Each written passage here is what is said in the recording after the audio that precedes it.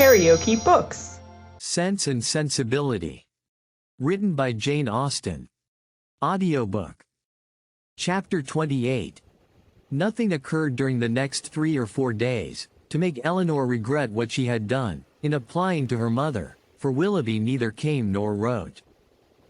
They were engaged about the end of that time to attend Lady Middleton to a party, from which Mrs. Jennings was kept away by the indisposition of her youngest daughter.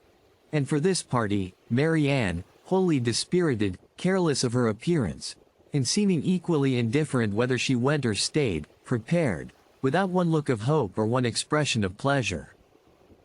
She sat by the drawing-room fire after tea, till the moment of Lady Middleton's arrival, without once stirring from her seat, or altering her attitude, lost in her own thoughts, and insensible of her sister's presence. And when at last they were told that Lady Middleton waited for them at the door, she started as if she had forgotten that anyone was expected. They arrived in due time at the place of destination, and as soon as the string of carriages before them would allow, alighted, ascended the stairs, heard their names announced from one landing place to another in an audible voice, and entered a room splendidly lit up, quite full of company, and insufferably hot. When they had paid their tribute of politeness by curtsying to the lady of the house, they were permitted to mingle in the crowd, and take their share of the heat and inconvenience, to which their arrival must necessarily add. After some time spent in saying little and doing less, Lady Middleton sat down to casino, and as Mary Ann was not in spirits for moving about, she and Eleanor, luckily succeeding to chairs, placed themselves at no great distance from the table. They had not remained in this manner long, before Eleanor perceived Willoughby, standing within a few yards of them, in earnest conversation with a very fashionable-looking young woman. She soon caught his eye, and he immediately bowed, but without attempting to speak to her, or to approach Mary Ann, though he could not but see her, and then continued his discourse with the same lady. Eleanor turned involuntarily to Mary Ann, to see whether it could be unobserved by her. At that moment she first perceived him, and her whole countenance glowing with sudden delight, she would have moved towards him instantly, had not her sister caught hold of her. "Good heavens!" she exclaimed, "he is there! He is there! Oh! Why does he not look at me? Why cannot I speak to him?" "Pray, pray be composed," cried Eleanor, "and do not betray what you feel to everybody present. Perhaps he has not observed you yet." This, however, was more than she could believe herself, and to be composed at such a moment was not only beyond the reach of Mary Ann, it was beyond her wish. She sat in an agony of impatience which affected every feature. At last he turned round again, and regarded them both. She started up, and pronouncing his name in a tone of affection, held out her hand to him. He approached, and addressing himself rather to Eleanor than Mary Ann, as if wishing to avoid her eye, and determined not to observe her attitude, inquired in a hurried manner after Mrs. Dashwood, and asked how long they had been in town. Eleanor was robbed of all presence of mind by such an address, and was unable to say a word. But the feelings of her sister were instantly expressed. Her face was crimsoned over, and she exclaimed, in a voice of the greatest emotion, "Good God! Willoughby, what is the meaning of this? Have you not received my letters? Will you not shake hands with me?" He could not then avoid it, but her touch seemed painful to him, and he held her hand only for a moment. During all this time he was evidently struggling for composure. Eleanor watched his countenance and saw its expression becoming more tranquil. After a moment's pause, he spoke with calmness. "I did myself the honor of calling in Berkeley Street last Tuesday, and very much regretted that I was not fortunate enough to find yourselves and Mrs. Jennings at home. My card was not lost, I hope. But have you not received my notes?" cried Mary Ann in the wildest anxiety. "Here is some mistake, I am sure, some dreadful mistake. What can be the meaning of it? Tell me, Willoughby, for heaven's sake tell me, what is the matter?" He made no reply. His complexion changed and all his embarrassment returned.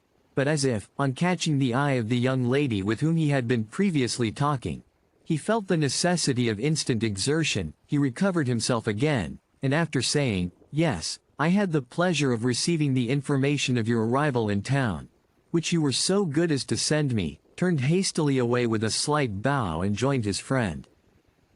Marianne, now looking dreadfully white, and unable to stand, sunk into her chair, and Eleanor, expecting every moment to see her faint, tried to screen her from the observation of others, while reviving her with lavender water. "Go to him, Eleanor," she cried, as soon as she could speak, "and force him to come to me. Tell him I must see him again, must speak to him instantly.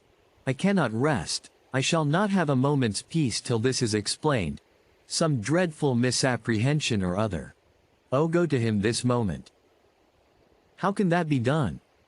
"No, my dearest Marianne, you must wait. This is not the place for explanations. Wait only till tomorrow."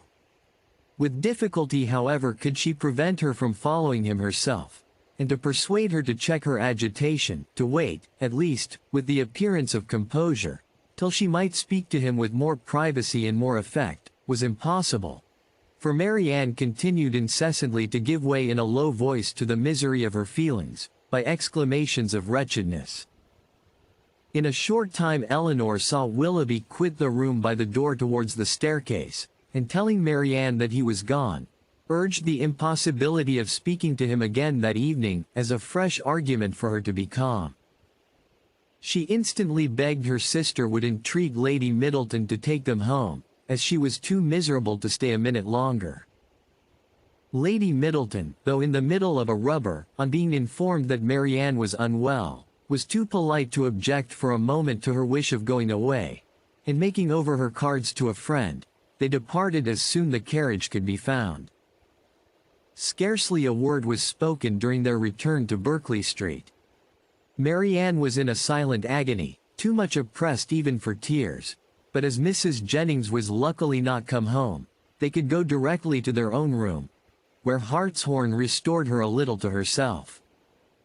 She was soon undressed and in bed, and as she seemed desirous of being alone, her sister then left her, and while she waited the return of Mrs. Jennings, had leisure enough for thinking over the past. That some kind of engagement had subsisted between Willoughby and Marianne she could not doubt, and that Willoughby was weary of it, seemed equally clear, for however Marianne might still feed her own wishes, she could not attribute such behavior to mistake or misapprehension of any kind. Nothing but a thorough change of sentiment could account for it. Her indignation would have been still stronger than it was, had she not witnessed that embarrassment which seemed to speak a consciousness of his own misconduct, and prevented her from believing him so unprincipled as to have been sporting with the affections of her sister from the first, without any design that would bear investigation. Absence might have weakened his regard, and convenience might have determined him to overcome it, but that such a regard had formerly existed she could not bring herself to doubt.